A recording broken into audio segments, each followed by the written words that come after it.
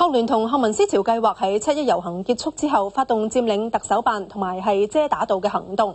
佢哋話會留守去到第二朝，要求行政長官梁振英當面回應公民提名嘅訴求。而據了解，警方聽日會喺中環部署4000警力。祝子欣報道。7·1行動升級，7·1行動升級。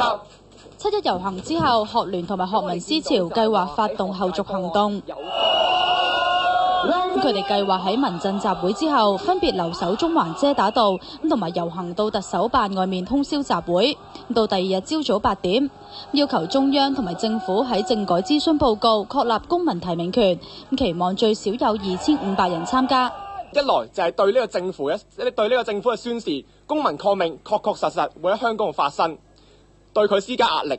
第二就係展示俾好多香港人睇，其實公民抗命可以有秩序，並且冇騷亂咁樣成功喺中環呢個地方發生。到底梁振英佢喺7月2號嘅時候，佢會唔會繼續係做一個嘅高級潛水員，係唔願意去回應民意？學民思潮同埋學聯話，今次嘅行動係和平同埋非暴力㗎。不過佢哋亦都會預先同參加者解釋，可能要負上刑事責任，同埋被捕嘅時候應該點樣做。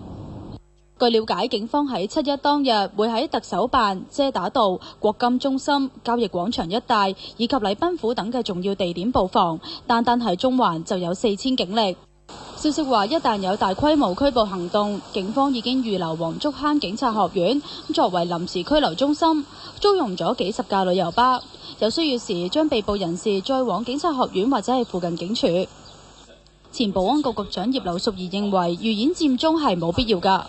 佔中應該係最後一着啊嘛，咁你政府第一步都未啟動，搜集民意嗰個報告又未有，人大常委未有決定，冇理由咁快就去做呢啲咁嘅佔中嘅行為。有線電視記者祝志欣報道。